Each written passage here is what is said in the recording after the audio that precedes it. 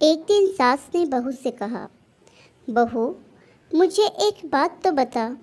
मैं तुझे इतना डांटती हूँ, कोसती हूँ और बुरी बुरी बातें कहती हूँ, और तू पलट कर जवाब भी नहीं देती और ना ही गुस्सा करती है, बस हंसती रहती है।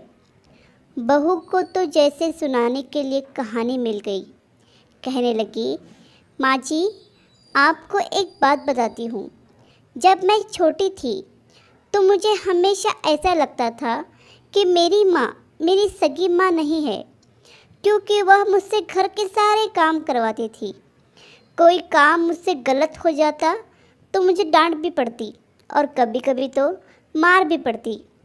लेकिन माँ थी वह मेरी, मुझे उनसे डर लगता था, कभी कभी गुस्सा भी आ जाता, लेकिन मैंने कभी उन पर गुस्सा किया नहीं। यहाँ तक कि जब मैं कॉलेज से थकी हुई घर आती तो कुछ देर आराम करने के बाद तुरंत मुझे सारे काम करने पड़ते। फिर जब मेरी भाभियाँ आई तो जैसे मेरे काम और ज़्यादा ही बढ़ गए। होना तो यह चाहिए था कि बहू आई तो सारी जिम्मेदारियाँ उस पर डाल दी जाए, लेकिन मेरी माँ ने फिर भी मुझसे ही सारा काम करवाया।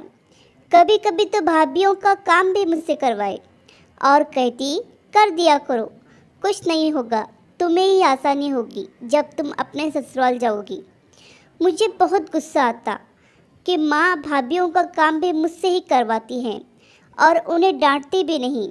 फिर मेरी शादी के 2 दिन पहले मेरी माँ ने मुझे बड़े प्यार से अपने पास बिठाया और कहने लगी, बेटा, आज तक समझना कि मैं तेरी सास थी। मैंने तुझे प्रैक्टिस करवा दी है और तुझे बता दिया है कि सास ऐसी भी होती है। लेकिन अब तेरी शादी हो रही है तो आज से मैं तेरी माँ हूँ। बेटा, जब तुम्हारी सास तुम्हें कुछ कहे तो समझना कि जैसे मैं ही डांट रही हूँ। बस यही बात थी माँ जी, कि मुझे आपकी बातें बुरी नहीं लगती, क्योंकि मेरी माँ ने मुझे प्रैक्टिस करवा कर भेजा है। और आप तो मुझे उतना डांटते भी नहीं जितना मेरी माँ डांटा करती थी। इतना कहकर बहू हंसते हुए किचन में चली गई और सास सोचते रह गई, क्या सच में बेटियों की प्रशिक्षण ऐसे ही करना चाहिए। आशा करती हूँ कि कहानी आपको पसंद आई होगी। कहानी पसंद आई हो तो लाइक, सब्सक्राइब और शेयर करें और इस कहानी